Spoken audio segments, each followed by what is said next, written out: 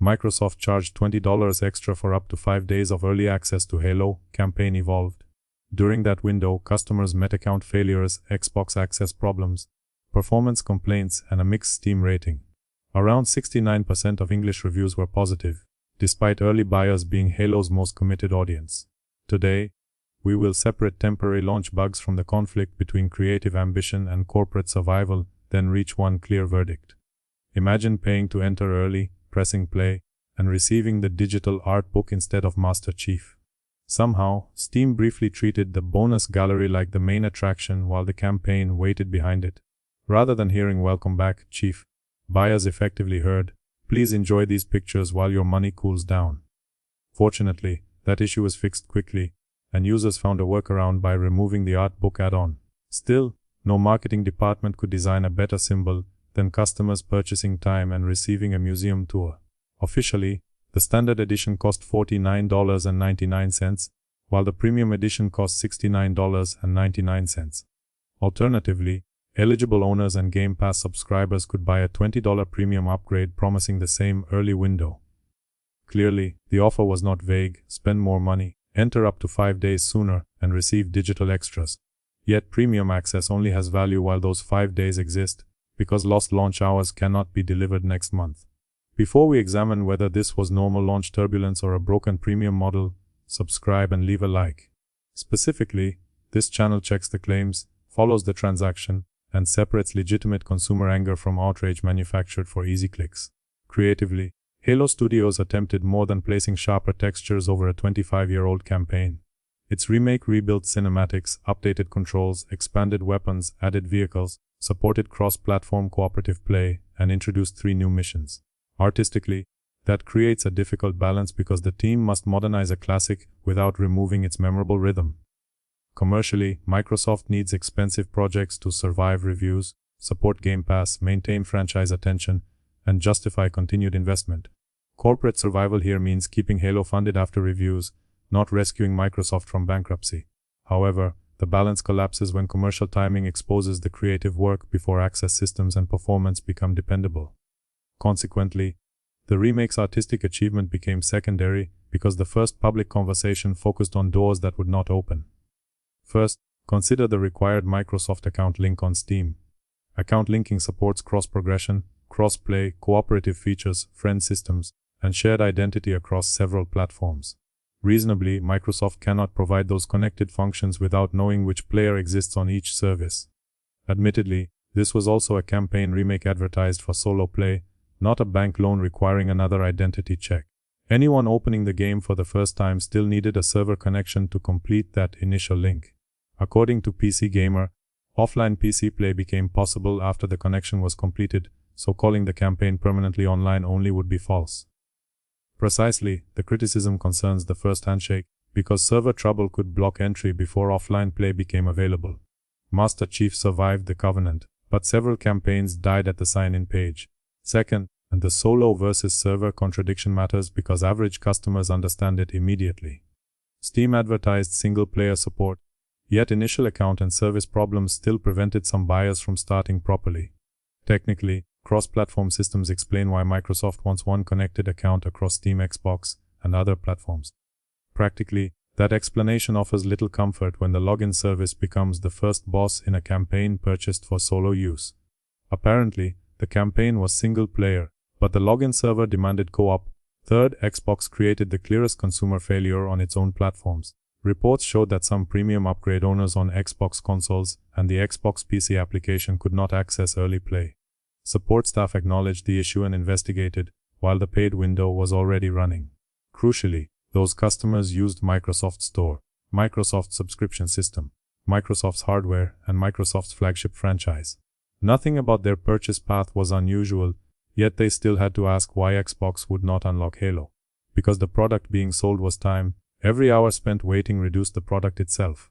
Xbox finally regained a Halo Early Access exclusive, except the exclusive content was an error screen. Fourth, the mixed Steam response provided a broader measure than individual complaints. Initial English reviews totaled more than 1,500 during the reporting window, with roughly 69% positive. Normally, early access buyers lean favorable because they care enough to pre-order, pay extra, install immediately, and tolerate some uncertainty. These were not random tourists arriving through a weekend giveaway. They were people buying another version of a campaign released in 2001. Seeing that audience push a major release into mixed territory makes the launch deserve investigation rather than automatic dismissal. Certainly, some negative reviews may focus on personal preferences, account objections, or hardware-specific problems. Even so, the rating supports the conclusion that frustration extended beyond one isolated art book mistake. Whenever your biggest fans become the review complaint department, blaming the fans becomes a weak defense. Fifth, performance turned customers into unpaid testing staff. Official release notes listed cinematic stuttering, audio problems, freezes, progression blockers, driver crashes, visual grain, haze, and frame generation faults. Separate player reports also describe general crashes, unstable frame delivery, shimmering, and upscaling complaints across different PC setups. Importantly, not every player experienced every issue, and hardware combinations can create problems that are difficult to catch before release. Conversely, premium customers did not pay extra to study frame time graphs, compare drivers, verify files, or discover which upscaler behaved properly. They paid to play the famous Ring World shooter before everyone else. Minimum PC requirements were not light, either. Windows 11, 16 GB of memory, a capable modern graphics card, and 100 GB of free storage formed the entry point. Recommended hardware increased memory to 32 GB and requested considerably stronger graphics equipment. Therefore, complaints from supported machines could not simply be dismissed as people attempting modern software on ancient office computers. Upscaling and frame generation are useful tools, but they also introduce settings that can create blur, artifacts, freezes, or uneven motion.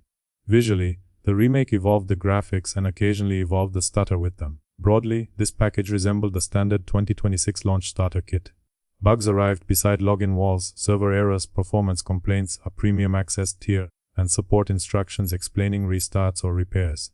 Publishers keep presenting each failure as an unfortunate exception, although customers keep recognizing the same structure under different logos. Modern AAA now appears to offer 3 editions: Standard, Deluxe, and Please Restart Your Router. Fairness requires discussing what happened after the failures appeared. Later, Halo support published known issues, provided workarounds, directed players toward file verification, and acknowledged platform access trouble. Studio representatives responded, while several blockers, including the art book launching mistake, were resolved quickly. Those actions matter because saying nobody cared would be inaccurate and unfair to employees fixing problems under public pressure. Additionally, fast technical support can prevent a rough opening from becoming a long-term disaster. Fixing the fire is useful. Selling premium tickets to the fire remains strange. Some defenders will argue that early access always carries risk. Historically, that argument made sense for unfinished independent games openly sold as works in progress. Here, however, early access described a paid advance window for a finished retail release scheduled 5 days later. Marketing did not ask customers to fund experimentation or join a transparent development test. Promotion promised earlier entry as a premium benefit attached to a commercial edition. Calling those customers unreasonable for expecting reliable entry changes the deal after their cards have been charged. Others will argue that 5 days hardly matter. Logically, that claim destroys the reason for charging $20 for those days. Either early time has meaningful value, making access failures unacceptable, or it lacks value, making the premium offer difficult to defend. No company can sell urgency during checkout and dismiss urgency when the service breaks. From the studio's perspective, deadlines, platform certification, cross-play systems, driver support, and global launches create genuine production pressure. Developers must preserve the original campaign, rebuild assets, add new content, support several machines, and connect players across competing networks.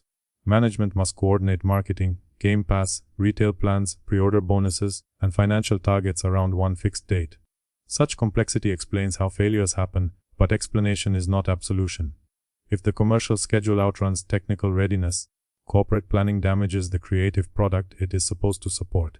Fundamentally, this conflict is the real versus story, creative ambition against corporate survival. On one side stands a remake built to protect Halo's legacy, while introducing it to new players across Xbox, PC, and PlayStation. Opposite it stands a corporate system deciding which expensive projects survive by creating urgency and turning release timing into profit. Ideally, corporate survival funds creativity and gives fans a polished launch celebration. In reality, survival pressure dominated the first impression, making login systems and edition checks more visible than level design. Despite that, Halo Studios may have produced worthwhile creative work, yet Microsoft's launch model placed that work behind unnecessary reputational damage. Notably, none of this proves the remake itself is bad. Consumers can enjoy the combat, appreciate the rebuilt environments, welcome the new missions, and still criticize how premium access was delivered. Reviews may improve after patches, drivers full release, and a larger audience change the sample. Likewise, future updates may solve most technical faults and leave behind a strong campaign. Regardless, later quality cannot return hours removed from a time-limited product. A patch can repair software, but it cannot patch July 23rd back onto the calendar. Ultimately, the definitive answer is that this was more than an ordinary collection of launch bugs. Temporary faults became a commercial failure because Microsoft tied extra money to earlier access before every access path worked reliably. Connected account features had valid purposes, yet their server dependency blocked some first-time solo players. Briefly, the art book error exposed weak launch checks in the most absurd way possible. Platform lockouts affected only part of the audience, yet those customers bought the exact upgrade designed for Xbox. Performance issues varied by machine, yet official support documented enough high-impact faults to confirm genuine technical trouble. Together, those facts show a premium model transferring launch risk onto the franchise's most loyal customers. Traditionally, early access sounded like early fun. Now, it increasingly means paying to test the account system, the store entitlement, the drivers, and the apology statement.